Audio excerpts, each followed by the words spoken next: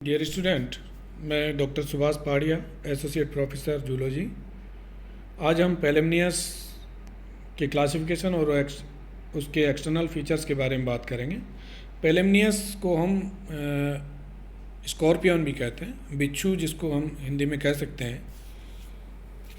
हम इसका क्लासिफिकेशन अगर देखते हैं तो फाइलम आर्थ्रोपोडा का क्लासिफिकेशन में, जैसे आप जानते हैं, पहले क्लासिफिकेशन पढ़ भी चुके हैं, तो आर्थो का मतलब होता है संयुक्त और पोडा का मतलब होता है उपांग। ऐसे जंतु जिनके अंदर संयुक्त उपांग पाए जाते हैं वो फाइलम आर्थ्रोपोडा के अंदर रखे गए हैं। तो ये जंतु जो होते हैं वो ट्रिप्लोब्लास्टिक होते हैं, यानी कि 3 जनन इनके अंदर एक्टोडर्म, एंडोडर्म और मीजोडर्म। बॉडी जो होती है इनकी सेगमेंटेड बॉडी होती है, सीलोम इसके अंदर पाई जाती है, और जो बॉडी का ऑर्गेनाइजेशन होता है, शारीरिक गठन जो होता है, ऊतक और अंग प्रकार का होता है। इसके अंदर जो है, पहले भी मैं बता चुका हूँ कि जो काइटिन का बाहर की तरफ बना हुआ काइटिनी क्यूटिकल का जो है बाह्य कंकाल पाया जाता है। इसमें ओपन प्रकार का सर्कुलेटरी सिस्टम पाया जाता है। बॉडी कैविटी जो है हिमोसील कहलाती है। एक्सक्रीशन इनमें ग्रीन ग्लैंड्स के द्वारा या मेल्पिगियन ट्यूबुल के द्वारा इसमें पाया जाता है।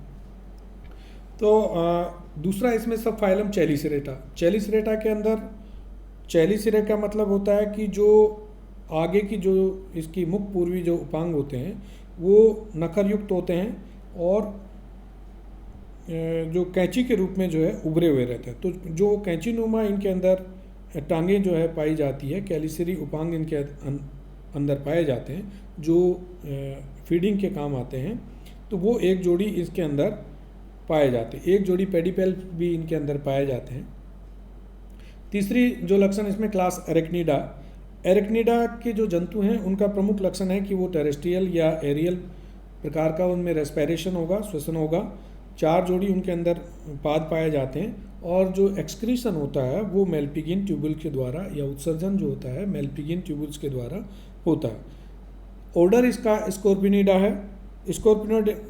स्कॉर्पियनिडा की जो प्रमुख विशेषता है कि इसके अंदर बुकलंग्स पाए जाते हैं, पुष्ट फुफ्फुस जिनको कहते हैं। जो श्वसन की क्रिया होती है बुकलंग्स के द्वारा होती है, तो स्कॉर्पियनिडा में रखा गया। जीनस इसका पेलेमनियस है और जो स्पीसीज है वो स्विमेरडर्न, यानी कि पेलेमनियस स्विमेरडर्नी, इसको स्कॉर्पियन को या बिच्छू को हम कहते हैं। हम इसके हैबिट्स और हैबिटाट की बात करते हैं कि ये जो जंतु होता है बेसिकली जो गर्म प्रदेश है वहाँ पर पाया जाता है। नॉक्टर्नल है, रात्रिचर जिसको कहते हैं, और ये जो है रेपेशियस लक्षण इसके अंदर, क्योंकि ये जो दूसरे जंतु हैं उनमें ये ब्लड सकिंग प्रकार की या चूसन प्रकार की क्रिया के द्वारा जो है दूसरे जंतुओं पर चिपका रहता है। इसके अंदर जो इसका प्रमुख रूप से जो आवास होता है वो पत्थर जो पड़े हुए रहते हैं या मलबा पुराना पड़ा हुआ रहता है, तो उनकी जो दरारें होती हैं उनके अंदर पाया जाता है। शिकारी प्रवृत्ति का है, मांसाहारी प्राणी है और प्रमुख रूप से रात्रिचर है, जहाँ पर ये रात्रि में कीड़े मकोड़ों को जो है भोजन के रूप में प्राप्त करने के लिए निकलता है। और जो प्रमुख रूप से रेन फॉरेस्ट है वहाँ पर ये पाया जाता है। प्रमुख जो ये डे टाइम जो होता है वो भूमि के नीचे या कहीं जो दरारें हैं, होल्स हैं या पत्थर हैं उनके नीचे व्यतीत करता है, और रात्रि के समय ये बाहर निकलता है। कभी कभी जो हाउस होल्ड फर्नीचर भी हैं या घर के अंदर जो कपड़े हैं वहाँ भी ये देखने को मिलता है। इसका जो प्रमुख भोजन होता है स्पाइडर, कॉकरोच, इंसेक्ट वगैरह ये खाता है।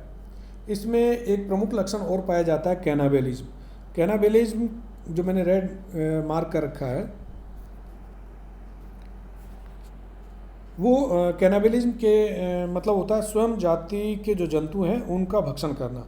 ये अपनी सजातीय जो जाति के जो जंतु होते हैं और उनका ये भक्षण कर लेते हैं, इसलिए इस लक्षण को जो है कैनाबेलिज्म कहते हैं। बॉडी जो होती है इसकी संरचना की दृष्टि से 2 भागों के अंदर डिवाइडेड रहती है। हम इसको देखें तो 2 भाग इसके बॉडी की, अगर टोटल बॉडी की बात करते हैं तो नैरो एलोंगेटेड और डोर्सो वेंट्रली फ्लैटेड, यानी कि सकड़ी होती है, लंबी होती है और पृष्ठ से प्रतिपृष्ठ वो चिपटी हुई रहती है। दो भागों के इसकी अंदर इसकी बॉडी को डिवाइड किया गया है। एक तो जो प्रोसोमा वाला पार्ट है जिसको हम सिफेलोथोरैक्स कहते हैं, और दूसरा जो भाग है ओपिस्थोसोमा या एब्डोमेन। ये दो भागों में बटा रहता है। प्रोसोमा जो आगे का भाग है जिसको सिफेलोथोरैक्स कहते हैं, और ओपिस्थोसोमा जो एब्डोमेन वाला पार्ट है वो उसको या ओपिस्थोसोमा या एब्डोमेन। तो हम यहाँ पर इसका जो डायग्राम है वो एक बार देखते हैं कि इसमें जो बॉडी है वो आप देख सकते हैं कि आगे की तरफ इसमें पेडिपेल्प है, उसके नीचे जो है दूसरी संरचना चेलिसिरा है, जैसा कि मैंने चिमटी के समान आपको बताया, इसमें वो उपांग पाए जाते हैं। उसके नीचे की तरफ जो है लेटरल आइज, पार्श्व आंखें भी इसके अंदर पाई जाती है। सिफेलोथोरैक्स वाला जो रीजन है वो सिफेलोथोरैक्स शील्ड के द्वारा ढका हुआ रहता है। मीडियन आइज इसके अंदर प्रेजेंट होती है। ये आगे की तरफ जो आप देख रहे हैं, आगे का पार्ट इसका मीजोसोमा, और पीछे की तरफ जो वाला पार्ट है वो मेटासोमा में डिवाइड रहता है। ये इसका डोर्सल, और दूसरा वाला जो डायग्राम है वो वेंट्रल व्यू आप देख रहे हैं। इसमें प्रमुख रूप से हम आगे के सिफेलोथोरैक्स वाले रीजन की बात करते हैं। सिफेलोथोरैक्स का जो रीजन है इसमें ये डोर्सो वेंट्रली फ्लैट होता है, और इसमें हेड और थोरैक्स वाला जो रीजन है उसको शामिल किया गया है। सिफेलोथोरैक्स वाले में मतलब हेड वाला रीजन और थोरैक्स वाला रीजन। तो जो प्रोसोमा है या अग्रकाय जिसको हमने कहा अभी, या इसको हम सिफेलोथोरैक्स वाला रीजन कहेंगे। तो इस भाग में जो एक प्री ओरल और 6 जो है पोस्ट ओरल सेगमेंट इसके अंदर पाए जाते हैं, यानी कि टोटल 7 सेगमेंट से मिलकर ये प्रोसोमा वाला जो रीजन है वो 7 खंडों से मिलकर बना होता है, जिसमें एक तो मुख पूर्वी और 6 खंड जो होते हैं वो पश्चिमुखी खंड इसके अंदर पाए जाते हैं। इसकी वेंट्रल सरफेस के ऊपर 6 जोड़ी उपांग उपस्थित होते हैं जो सेगमेंटेड होते हैं, और जो डोर्सल सरफेस है वहाँ पर काइटिन का बना हुआ एक सील्ड पाई जाती है, जैसा मैंने आपको भी बताया, कैरापेस जिसको कहते हैं। ये सील्ड इसके सिफेलोथोरैक्स वाले रीजन को ढके हुए रहती है। आगे की ओर इसमें जो कैरापेस होता है वो एक मीडियन खांच के द्वारा 2 लोब के अंदर बटा रहता है, जिनको हम फ्रंटल लोब्स कहते हैं, जिसमें पृष्ठ की ओर एक जोड़ी मीडियन नेक आइज पाई जाती है। जैसा आप डायग्राम में देख रखे हैं कि जो फ्रंटल लोब है वो 2 भागों के अंदर 2 ललाट पालियाँ इसके अंदर पाई जाती है, और जो बीच का भाग है उसमें एक मध्य नेत्र पाया जाता है, मीडियन आइज जिसको कहते हैं। ये एक जोड़ी होती है, और इसकी जो कैरापेस की आगे की एंटीरियर और जो लेटरल पार्ट होता है उस पर 2 से 5 जोड़ी पार्श्व नेत्र भी पाए जाते हैं। जैसा मैंने आपको ये डायग्राम में आगे की तरफ जहाँ पे चेलिसरी दिखाई दे रहे हैं वहाँ पर इसमें 2 से 5 जोड़ी जो है लेटरल आइज भी इसके अंदर पाई जाती है। जो आइज होती है वो सिंपल प्रकार की आंखें इसके अंदर पाई जाती है। जो प्रोसोमा वाला पार्ट है उसमें आगे की तरफ एक छोटा मुख पाया जाता है, जो एक लेब्रम के द्वारा जो है आगे की तरफ कवरित रहता है। लेब्रम उसके पाया जाता है, और मुख के आगे की ओर इसमें चेलिसरी टांग जो आप देख रहे हैं और पेडिपेल, ये भी जो प्रोसोमा वाला रीजन है उसी क्षेत्र में चेलिसरी और पेडिपेल दोनों संरचनाएं आगे की ओर पाई जाती।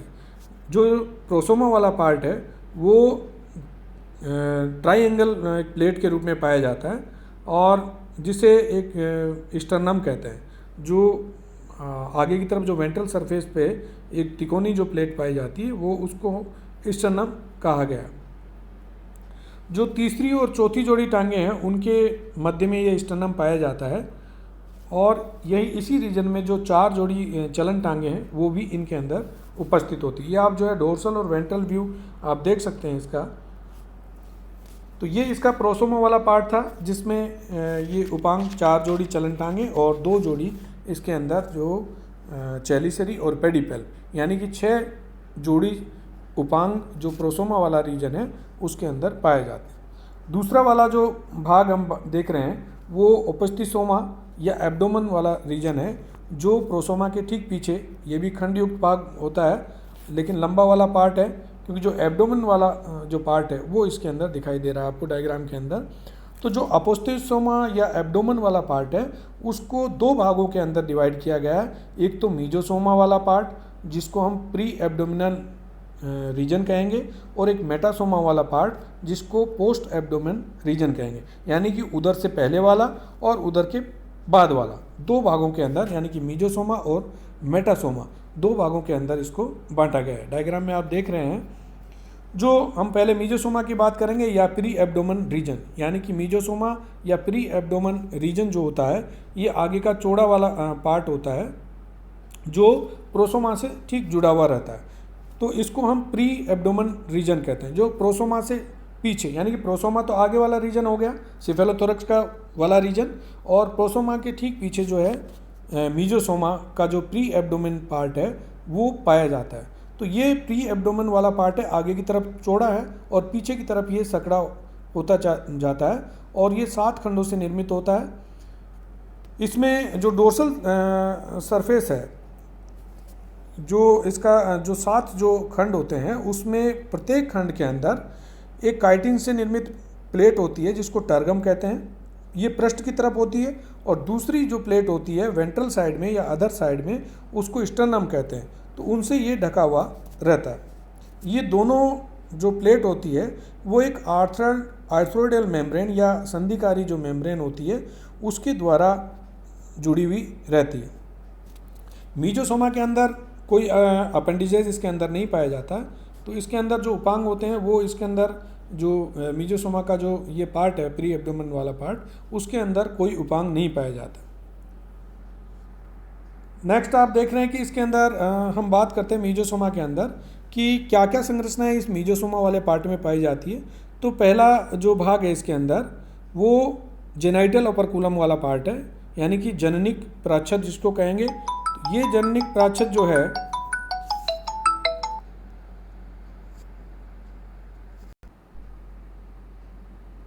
तो जो जननिक जेनाइटल अपर्चर जो है उसकी स्थिति हम देखते हैं कि मीजोसोम का जो फर्स्ट सेगमेंट है वहाँ पर एक छोटी गोलाकार संरचना आपको दिखाई दे रही है।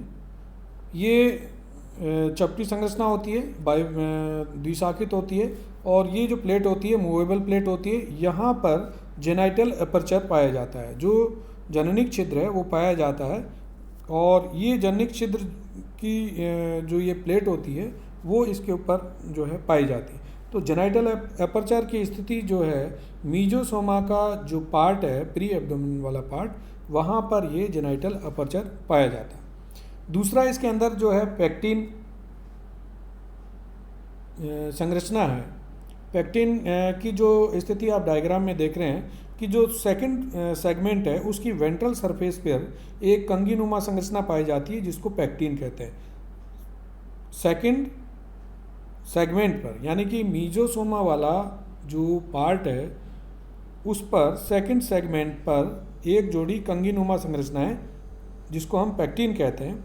ये पेक्टिन जो का दो भागों में, एक तो हैंडल और एक साफ्ट संरचना में ये डिवाइडेड रहता है। जो इसका साफ्ट है वो 3 खंडों से निर्मित होता है और इस पर कंगी के जैसी जो है दांते इसके अंदर बने हुए रहते हैं, और ये संख्या में दांते जो होते हैं 4 से लेकर 36 होते हैं, गतिशील होते हैं और एक पंक्ति में ये पाए जाते हैं। इनका जो प्रमुख कार्य होता है वो स्पर्श ग्राही होते हैं या ओल्फैक्टरी ऑर्गन की तरह कार्य करते हैं, या तो टैक्टाइल होते हैं या ओल्फैक्टरी, गंध ग्रहण करने का या स्पर्श का जो है ज्ञान करने का ये पेक्टिन कार्य करते हैं। इनकी जो मदद से जो स्कॉर्पियन है वो सरफेस को जो है टच कर सकते हैं कि किस प्रकार की सरफेस है, और ये जो पेक्टिन जो होता है वो मेल जो स्कॉर्पियन है उसमें जो है ज़्यादा बड़े होते हैं, और जो फीमेल होती हैं उनके अंदर कम मतलब छोटे होते हैं। तो मेल जंतु के अंदर पेक्टिन बड़े और फीमेल के अंदर कम विकसित, या आप उसको अवशेषी भी कह सकते हैं या छोटे भी कह सकते हैं। तो फीमेल के अंदर ये छोटे और अवशेषी प्रकार के होते हैं। नेक्स्ट हम बात करेंगे स्टिग्मेटा और स्पाइरेकल्स। स्टिग्मेटा और जो स्पाइरेकल्स है वो इसके श्वसन के अंग होते हैं, और ये तीसरे सेगमेंट से लेकर जो छठा सेगमेंट होता है वहाँ तक ये फैले रहते हैं। जो प्रत्येक सेगमेंट है, यानी कि तीसरा, चौथा, पाँचवा, छठा, 4 जोड़ी इसके अंदर ये पाए जाते हैं और प्रत्येक सेगमेंट के जो पार्श्व अधरीय सतह है वहाँ पर एक जोड़ी दरारनुमा जो छिद्र होता है उसके द्वारा, श्वसन रंध्र के द्वारा ये बाहर खुले रहते हैं। ये जो स्पायरेकल्स होते हैं वो जो बुक लंग्स हैं उनमें जाकर खुलते हैं। पुष्ट फुफ्फुस, जैसा मैंने आपको बताया कि जो बुक लंग्स है वो श्वसन के ऑर्गन्स इसके अंदर पाए जाते हैं, तो ये बुक लंग्स है। अब हम दूसरे सेगमेंट की बात करेंगे। ये तो प्री एब्डोमेन वाला सेगमेंट है जिसको हमने मीजोसोमा कहा, और दूसरा जो सेगमेंट है इसका मेटासोमा, या इसको हम पोस्ट एब्डोमेन वाला पार्ट भी कहेंगे। तो पोस्ट एब्डोमेन वाला पार्ट जो मेटासोमा है वो ये शरीर का पीछे का भाग होता है जो बेलनाकार होता है और 5 खंडों से निर्मित होता है। इसके अंदर जो 5 सेगमेंट हैं, ये पीछे की तरफ जो इसके सेगमेंट होते हैं ये अपने से जो पहले वाले जो सेगमेंट होता है उसमें जो श्वसन रंध्र होता है वो संरचनाएं इसमें नहीं पाई जाती। यानी कि जो रेस्पायरेकल्स हैं या रेस्पायरेटरी श्वसन छिद्र हैं वो आगे के सेगमेंट में होते हैं, लेकिन इस सेगमेंट के अंदर कोई श्वसन रंध्र नहीं पाया जाता। इसमें जो मेटासोमा होता है, जो सारे सेगमेंट्स इसके होते हैं वो एक काइटिन वलय से ढके हुए रहते हैं, और इसके अंदर पीछे का जो भाग आप देख रहे हैं, पीछे का जो टेल्सन वाला रीजन है, वो टेल्सन वाला रीजन ऊपर की ओर उठा हुआ रहता है। आपने बिच्छू को देखा भी होगा कि जब बिच्छू चलता है तो पीछे का रीजन को, या जो टेल वाला रीजन है या जो टेल्सन वाला रीजन है उसको ऊपर उठाकर चलता है। तो ये जो मीजोसोमा है के ऊपर की तरफ ये उठा हुआ जो क्षेत्र है वो पहुंच जाता है, और ये जो टेल्सन वाला जो रीजन है उसके ऊपर एक स्टिंग जो है अपैरेटस भी पाया जाता है, दंश उपकरण जिसको कहते हैं, डंक भी कह सकते हैं। ये दंश जो उपकरण होता है फूला हुआ रहता है और इसमें वेसाइकल्स या एम्पुला पाया जाता है, और बीच की तरफ इसमें एक्यूल्स होता है। तो जहाँ पर इसमें पॉइजन ग्लैंड पाई जाती है, तो ये पॉइजन ग्लैंड जो कांटा होता है उसके टॉप पर आकर खुलती है। तो ये एक इंजेक्शन या सुई की भांति कार्य करता है। तो जब बिच्छू किसी को डंक मारता है तो ये जो वेसाइकल्स का फूला हुआ भाग है वो उससे विष निकलकर और उस डंक के द्वारा किसी भी मनुष्य को या और कोई जंतु है उनको ये उसमें से पॉइजन निकलकर उसको घायल कर देता। तो ये इसके सेगमेंट की बात हमने की है कि इसमें प्रमुख रूप से जो प्रोसोमा और जो अपुस्तिसोमा वाला जो रीजन है वो किन किन भागों में और वहाँ पर कौन से जो है इसके अंदर अपर्चर पाए जाते हैं। अब हम बात करेंगे इसके उपांगों की, कि इसमें प्रमुख रूप से जो अपेंडिजेज हैं वो कौन से अपेंडिजेज इसके अंदर कहाँ कहाँ पाए जाते हैं। तो जो स्कॉर्पियन है उसमें 6 जोड़ी उपांग मैंने आपको बताया पहले कि सेफेलोथोरैक्स वाले रीजन में 6 जोड़ी उपांग पाए जाते हैं, जिनमें से एक जोड़ी कैलिसेरी, एक जोड़ी पेडिपेल्प या पाद स्पर्शक जिनको कहेंगे, और 4 जोड़ी जो है चलन टांगे इसके अंदर पाई जाती हैं। हम डायग्राम के द्वारा भी इसको देख सकते हैं। इसमें नेक्स्ट हम इसका जो वीडियो बनाएंगे उसमें आपको अपर्चर्स के बारे में जो डायग्राम है उसके बारे में बताएंगे। अभी हम बात करते हैं कि जो अपेंडिजेज वाली जो पार्ट है उसमें हम एक जोड़ी कैलिसरी, एक जोड़ी पेडिपल्प और 4 जोड़ी चलन टांगे इसके अंदर पाई जाती। तो जो कैलिसरी टांगे हैं वो जो जैसा मैंने आपको शुरू में ही जो डायग्राम बताया था वो कैलिसरी टांगे इसके अंदर आगे की तरफ जो मुख का अग्रभाग होता है उसमें एक जोड़ी उपांग पाए जाते हैं। ये मुख पूर्वी उपांग होते हैं, और ये जो है इसकी जो संरचना होती है एक चिमटी के आकार की संरचना होती है। तो उसमें दांतेदार उभार भी पाए जाते हैं, और इनका जो प्रमुख कार्य है वो शिकार को पकड़े रखना, चीरने फाड़ने का कार्य ये करते हैं। जो पेडिपेल्प होते हैं वो दूसरी जोड़ी उपांग होते हैं, और ये पोस्ट ओरल उपांग होते हैं, मुख के पश्च भाग वाले क्षेत्र में पाए जाते हैं। ये काफ़ी स्ट्रॉन्ग होते हैं और इसके ऊपर जो है नखर पाए जाते हैं, और जब इनकी ये जो पार्ट होता है इसमें प्रमुख रूप से जो 6 खंडों के अंदर ये बटा हुआ रहता है, जो पेडिपेल्प है, कोक्सा, ट्रोकेंटर, ह्यूमरस, ब्रेकियम, मेनस और टार्सस। ये मैं इसका जिक्र हम बाद में जो दूसरा वीडियो जब हम बनाएंगे तो उसमें डायग्राम से जो है मैं आपको इसमें डिटेल में बताऊंगा। पहले हमने जो ये उपांग जो हम बात कर रहे हैं, ये उपांग इसके अंदर जो प्रोसोमा वाला रीजन में पाया जाता है, और दूसरा इसके अंदर सिफेलोथोरैक्स वाले जो रीजन है उसमें जॉइंटेड चेलिसरी मैंने आपको बताया, 6 जॉइंटेड जो है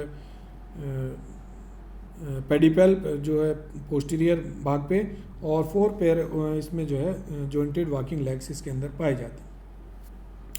ये वही जो मैं आपको बता चुका हूँ कि जो ओपस्टिसोमा वाला रीजन है, मीजोसोमा और मेटासोमा 2 भागों में विभक्त किया हमने। और इसमें जो मीजोसोमा होता है उसमें जेनाइटल अपर्कुलम, पैक्टिन और स्टिग्मेटा, ये कौन कौन से क्षेत्र में कहाँ कहाँ खुले हुए रहते हैं। मेटासोमा वाला पार्ट है जिसमें पीछे का एब्डोमेन वाला ट्यूबुलर पार्ट आता है इसके अंदर, और इसके अंदर जो पॉइजन बल्ब है या स्टिंग जिसको कहते हैं वो पाया जाता है, और लास्ट वाला सेगमेंट जो होता है वो एनस के द्वारा बाहर की तरफ खुलता है। Thank you.